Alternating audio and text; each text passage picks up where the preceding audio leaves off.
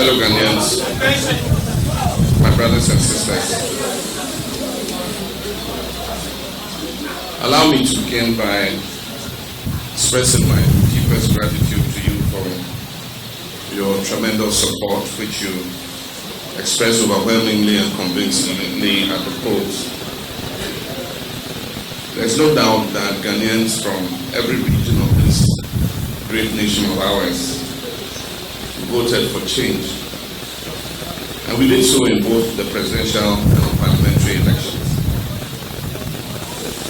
I'm a staunch believer in the experiment of democracy, a system of governance that allows the ultimate decision-making power to rest in the hands of you, the good people of Ghana. We the people who, with an eye towards the future we would like for our dear country, elect representatives to go forward and realize that vision.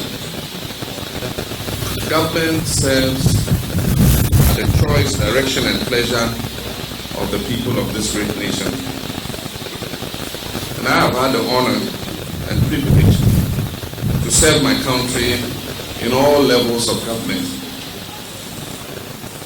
When in 2016, at the end of my first full term as president, I ran for re-election as an incumbent candidate, I respected the will of the people.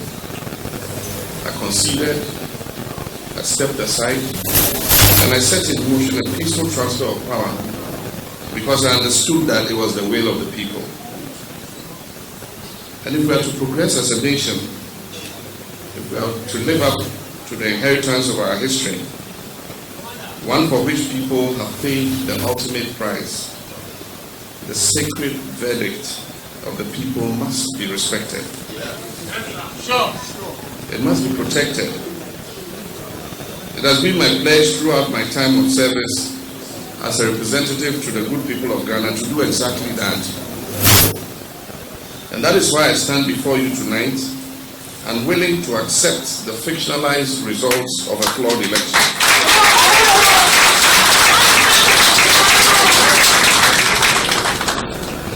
My brothers and sisters, it is important to remember that the government that is in power controls all of the state resources and oversees all of the state's institutions. The line he treads between his loyalty to the power that is held by the people and by his own desire to hold on to power can be a very thin one indeed. We went into the 2020 presidential and parliamentary elections with assurances from the Electoral Commission and the relevant state actors that it will be conducted in an atmosphere free from fear and that it will be fair, transparent, and credible. Unfortunately, that has not been the case.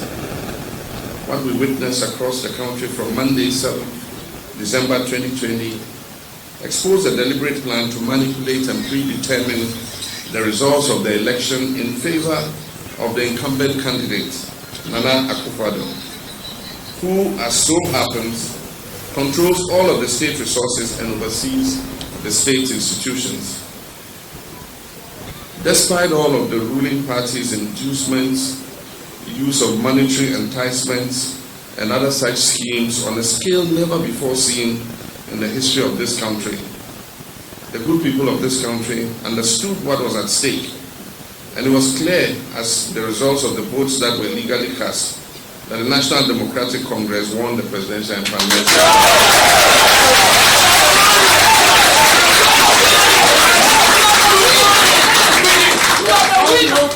Mr. President, yes. No amount of trickery, sleight of hand, or obfuscation will erase that reality. Sure. Yes.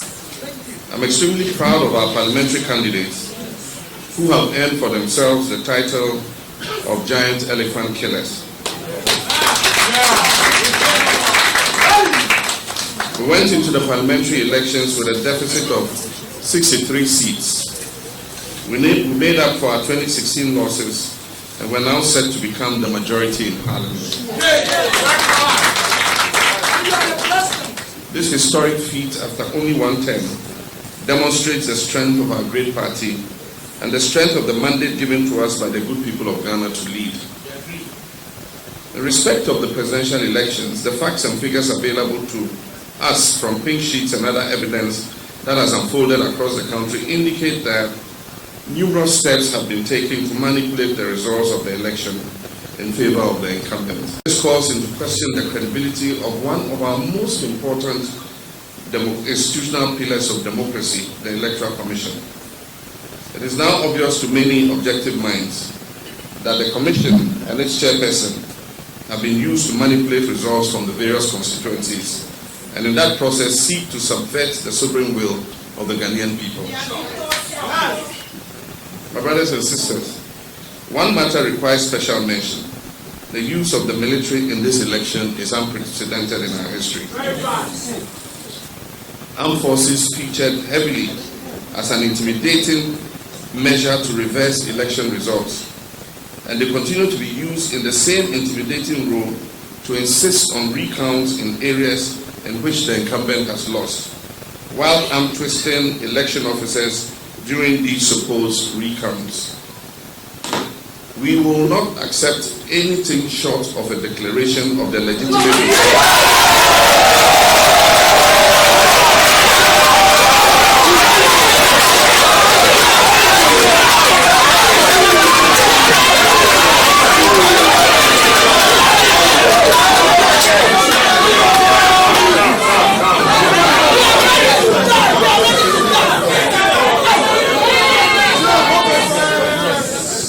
I said we will not accept anything short of a declaration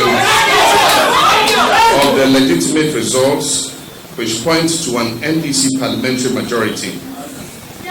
My brothers and sisters, advisedly since the inception of the Fourth Republic, final election results have always been declared within a 72-hour period to allow for thorough and diligent collation. Surprisingly, this Electoral Commission chairperson announced quite suspiciously, and for reasons known to her, a hurried 24-hour deadline, which, as we all know, could not and would not be met. The chairperson of the EC, in less than 24 hours after her declaration, has admitted that she made unacceptable errors which go to the heart of the entire electoral process and cast deep doubt on the credibility of the announced outcome. The Electoral Commission of Ghana has never brought its credibility to this historic low at such a crucial moment of election results declaration. In fact, the litany of irregularities and blatant attempts at rigging for a candidate is obvious and most embarrassing. Ghana has come too far in our democracy, in our transparency, and in our well-earned international reputation for free and fair and non-violent elections to find ourselves here, where we are in respect of this election. As has been announced by my party, the National Democratic Congress, we are unable to accept the outcome of the election as declared by the Electoral Commission chairperson, Mrs. Jane Nelson. These results are flawed and discredited. When it comes to the parliamentary election, the NDC won a working majority of 140 seats. What has happened since the election has been a deliberate attempt targeting 5 constituencies of the 140 to steal and thus subvert the people's verdict. A closer look and detailed examination of the constituency-specific facts casts very dark clouds on our democracy. And allow me to speak in specific so our claims are well known. In Secuyo, also the results were declared without the content of one ballot box being counted. The parties had agreed that an issue of alleged overvoting should be referred to the collation center to be resolved. That ballot box mysteriously disappeared en route to the collation center. Nevertheless, results were declared in favor of the NPP candidate. In Upper Gentry West, the EC official deferred the declaration of the results because of alleged death threats. The results favor the NDC candidate, as has been confirmed earlier today. In Senate West, a ballot box was snatched and the culprit was apprehended. The seal of the NPP must have become dislodged in the ensuing scuffle with the culprit. That of the NDC and the Electoral Commission remained intact. Our NPP would not allow the contents of the ballot box to be counted and added to the lot because it would obviously favor the NDC. In Techiman South, the NDC won quite clearly, but for whatever unknown reasons, the military was invited. In the ensuing melee, 2 people were shot and killed by the military. 8 persons were injured and hospitalized. A 3rd person, who was one of those hospitalized from gunshot injuries, has now been pronounced dead. These are three Ghanaians who wanted nothing more than for their country to fulfill its promise of democracy and ended up losing their lives at the hands of the military that is meant to safeguard their rights as citizens. They include Abdallah Ayarik, 18 years of age only, and Tajuddin Al-Hassan, 39 years of age. The results have allegedly been strangely declared for the MPP, even though the EC chair claims to have left Techiman South out of her declaration. After an audit and review of our pink sheets, and I wish to announce that we have all our pink sheets signed. After an audit and review of our pink sheets for Techiman South, we can confirm to you, ladies and gentlemen, that the NDC won the parliamentary seat as follows.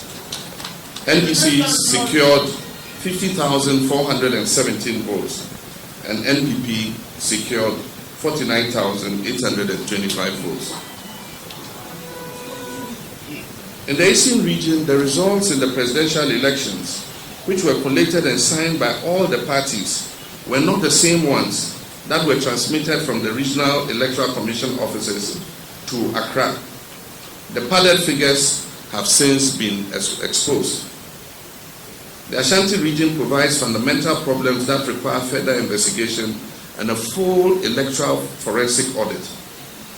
Evidence gathered across board shows that the aggregates on the summary sheets of some constituencies do not reflect the individual results on the polling station pink sheets.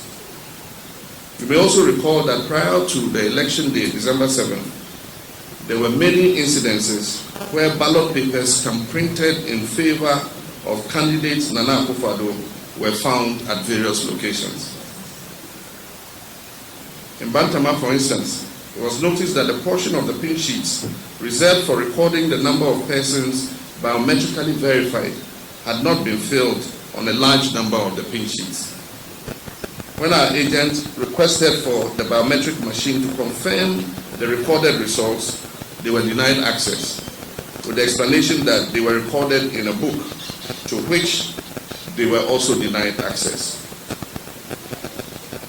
My brothers and sisters, these are serious issues, ones that attack the very foundation of our democracy and our rights as citizens of this sovereign nation to elect our representatives and to have a say in who leads our government.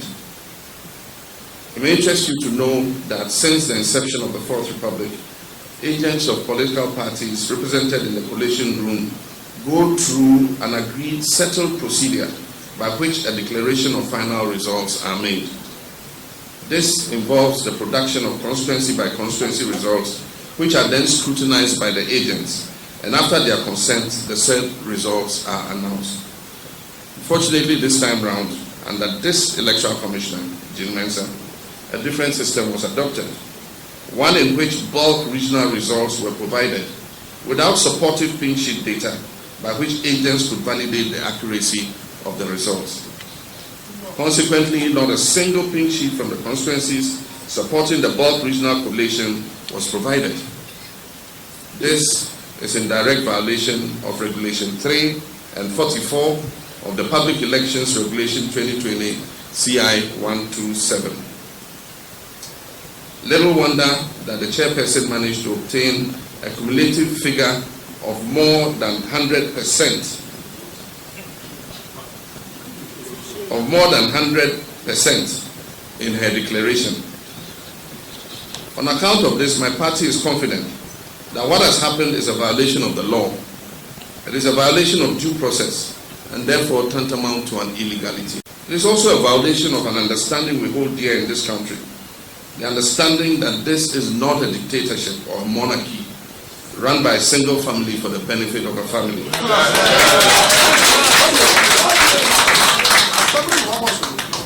Ghana belongs to the people of Ghana. All of the people of Ghana. We would like to urge you, the media, civil society, and all election observers, to be resolute and present a fair and accurate account of what has transpired over this period.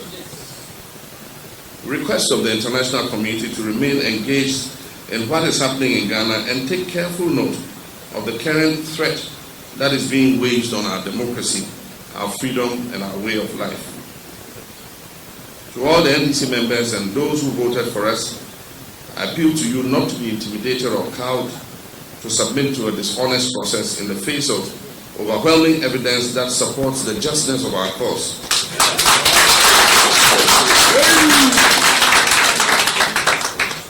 I extend my deepest condolences to the families of all who were killed simply because they were determined to protect their votes from those whose thirst for power outweighs their love for our country.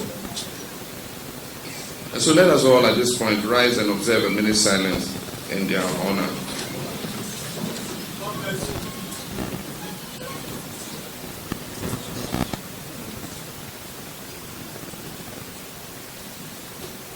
May their souls rest in perfect peace.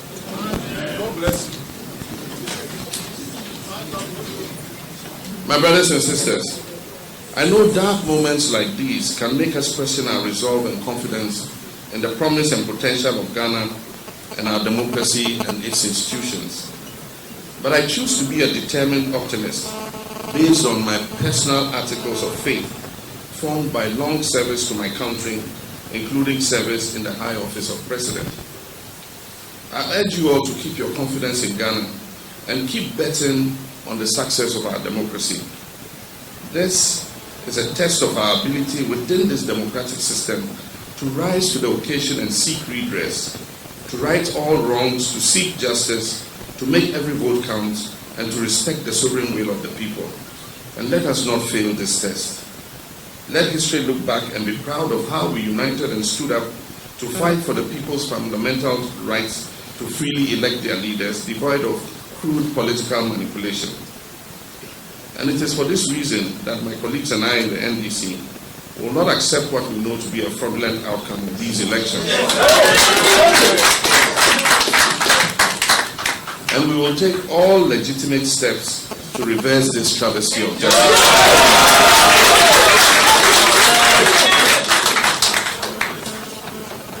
Finally, let me assure our teeming supporters and the millions of Ghanaians who voted for change, the change which has been stolen in a real stolen verdict, that we're beefing up capacity in the constituencies where the ruling MPP is seeking to overturn our parliamentary victories already chalked. Thank you. We're also deploying additional crack teams of lawyers and senior party officials to support these constituencies that are under siege. Also, in order not to leave any further infractions unaccounted for, the NDC will continue its meticulous audit of all the presidential print sheets to ensure that the verdict of the people is upheld. These steps will surely lead to our next line of actions within the constraints of our democratic governance process, and all legitimate options are on the table. We want to send a caution to the EC that in line with Regulation 47 of CI 127, they should ensure that the election data is preserved for 1 year after elections. Let me assure you, my dear voter, that your vote will count.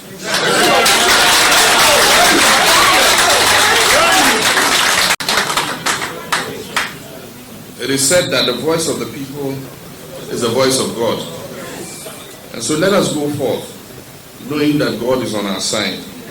And if God be for us, who can be against us? Ladies and gentlemen, my fellow countrymen, I thank you and do have a good night, and may God bless our homeland. John Mahama, John Mahama, John Mahama, Ose, yeah. Mahama, Mahama, Ose, yeah. John Mahama,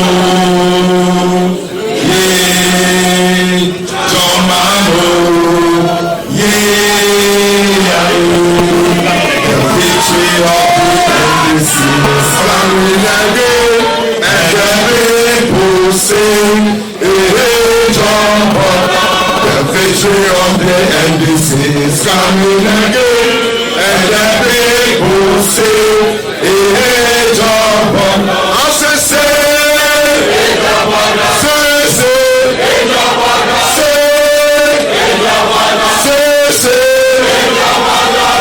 and the people say, we shall overcome. We shall overcome. We shall overcome. This day.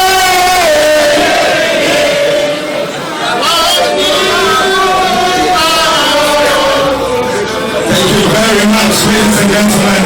His Excellency John Dramani Mahama, the President-elect of the Republic of Ghana, will now take leave of us. Let me see your hands in your hair. Let me see your hands. Just wave and see. It's most grateful to you for your support. Now clear the way. Clear the way. Clear the way. The victory of John Mahama is coming again. Coming again.